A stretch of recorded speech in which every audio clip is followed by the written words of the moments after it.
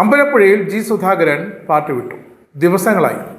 6 പതിറ്റാണ്ടിലേറെ കാലത്തെ കമ്മ്യൂണിസ്റ്റ് ബന്ധം ഇപ്പോഴും തുടരും. പക്ഷേ ഇനി CPM എന്ന പാർട്ടിയിൽ ജി സുധാകരൻ ഉണ്ടാകില്ല.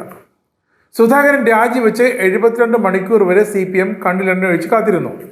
പക്ഷേ CPMൽ ഒരു പൂച്ചക്കുഞ്ഞ് പോലും സുധാകരന് അനുകൂലമായി പ്രതികരിച്ചില്ല എന്നും ഇതോടെ സുധാകരൻ്റെ രാജി ഒന്നുമല്ലാതായി പോയെന്നുമാണ് CPMൻ്റെ കണ്ടുപിടുത്തം.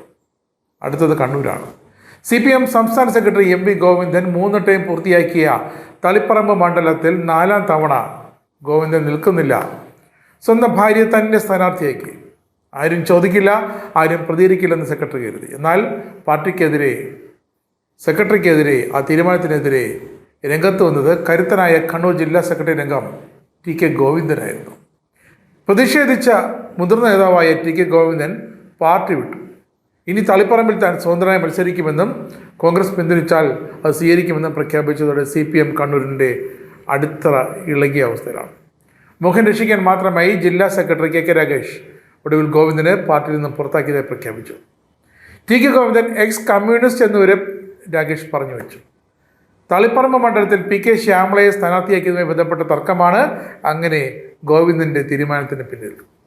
40 വർഷത്തെ കമ്മ്യൂണിസ്റ്റ് പാരമ്പര്യമുള്ള നേതാവാണ് ശ്യാമളയെന്നും പഠനകാലം മുതലേ പാർട്ടി പ്രവർത്തകയാണ് അവരെന്നും അതുകൊണ്ട് സ്ഥാനാർത്ഥിയായ യോഗ്യതയുണ്ടെന്നുമാണ് KK രാഗേഷ് പ്രതികരിച്ചത്.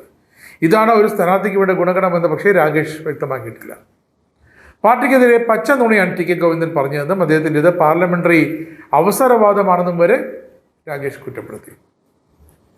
PK ശ്യാമളയുടെ സ്ഥാനാർത്ഥിത്വം സംബന്ധിച്ച് ഗോവിന്ദൻ ഉന്നയിച്ച വിമർശനങ്ങളും രാഗേഷ് തള്ളിക്കളഞ്ഞു. TK ഗോവിന്ദൻ ആരോപിച്ചത് നീചമായ കാര്യങ്ങളാണെന്നും ബന്ധുത്വം പരിഗണിച്ചല്ല ശ്യാമളയെ സ്ഥാനാർത്ഥിയാക്കിയതെന്നും രാഗേഷ് പറയുന്നു. കണ്ണൂരിൽ 2 വനിതാ സ്ഥാനാർത്ഥികൾ വേണമെന്നാണ് പാർട്ടി തീരുമാനം.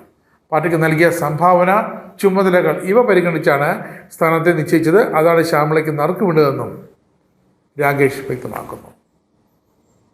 6 പതിറ്റാണ്ടോളം നീണ്ട രാഷ്ട്രീയ ജീവിതം അവസാനിപ്പിക്കുകയാണെന്നും CPMൽ ഇപ്പോൾ നടക്കുന്നത് കേട്ടുകേൾവിയില്ലാത്ത പ്രവണതയാണെന്നുമൊക്കെ TK ഗോവിന്ദൻ തുറന്നടിച്ചിട്ടുണ്ട്. തളിപ്പറമ്പിൽ UDF തനിക്ക് പിന്തുണ നൽകുമെന്നും നൽകിയാൽ താനത് തട്ടിക്കളയില്ലെന്ന് വരെ ഗോവിന്ദൻ പ്രഖ്യാപിച്ചതോടെ CPM വീണ്ടും മുറുകി. പാർട്ടിക്കുള്ളിൽ വലിയ അനീതിയാണ് നടക്കുന്നത്.